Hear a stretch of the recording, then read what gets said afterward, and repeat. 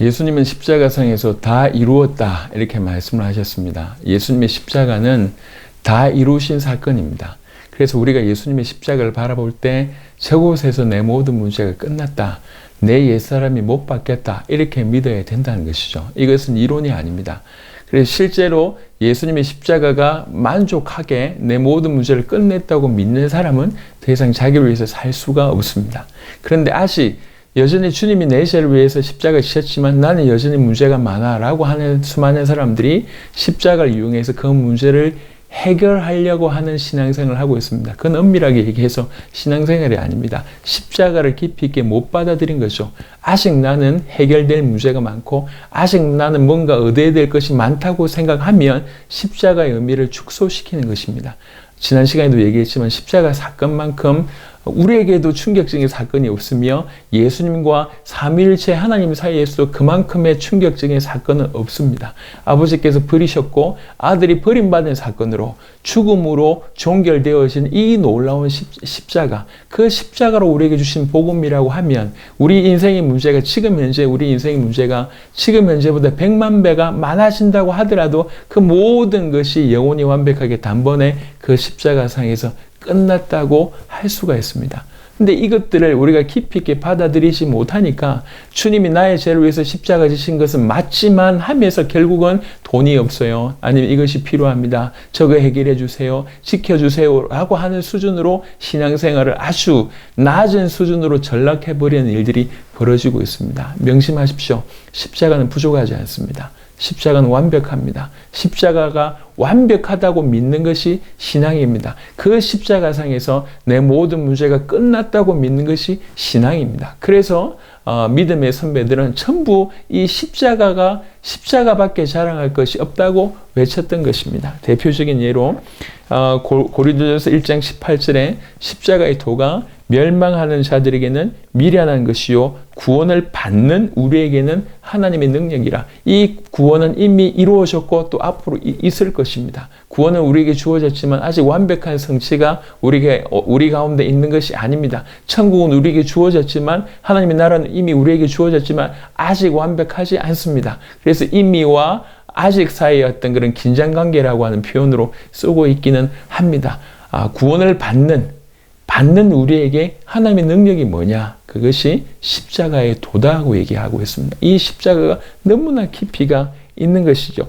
고린도전서 1장 23절에 우리는 십자가에 못 박힌 그리스도를 전하니 유대인에게는 끄리끼는 것이요 이방인에게는 미련한 것이로되. 이것이 지금도 마찬가지입니다. 지금도 지구상에서 이 그리스도는 여전히 끄리끼는 것이나 여전히 미련하게 보입니다. 이 말세시 말에 아니면 또 다른 각도로 엄청나게 과학이 발전하고 즐길 수 있는 것들이 많은 때에 지식이 발전하고 합리와 많은 것들이 논해지고 있는 이때 아직도 십자가 얘기를 해? 그러면 그것이 굉장히 미련하게 보이고 또 한편으로는 우리가 노골적으로 우리의 신앙을 고백하고 우리가 믿는 십자가를 얘기할 때 끄리낌을 받는 것이 이 시대입니다. 그때나 지금이나 똑같습니다. 하지만 십자가는 우리에게 하나님의 능력이 될 뿐만 아니라 이 십자가의 비밀을 안다고 할 때는 우리는 그것을 전할 수밖에 없습니다. 고린도전서 2장 2절에 내가 너희 중에서 예수 그리스도와 그가 십자가에 못 박히신 것 외에는 아무것도 알지 아니하기로 작정하였습니다. 정말 이렇게 십자가를 깨닫는 것이 은혜 중에 은혜라고 생각합니다. 예수님의 십자가만큼 지금 흔한 상징물이 없습니다. 유럽에 하나님의 은혜로 여러 나라를 가볼 기회가 있는데 한국은 이제 예전에 있던 것을 보러 간다고 할 때 거의 절 문화잖아요. 근데 유럽은 거의 기독교 문화입니다. 어딜 가든지 상징적으로 교회가 서 있습니다. 성당이 서 있습니다. 하지만 그곳은 텅텅 비어가고 있습니다. 신앙은 사라졌고 껍데기만 남아 있습니다.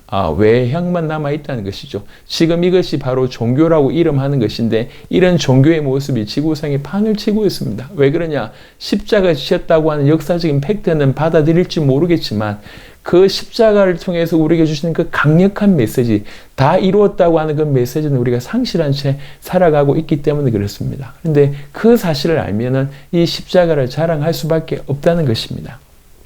갈라디아 6장 14절에 그러나 내게는 우리 주 예수 그리스도의 십자가 외에 결코 자랑할 것이 없으니 그리스도로 말미암아 세상이 나를 대하여 십자가에 못 박히고 내가 또한 세상을 대하여 그러하니라.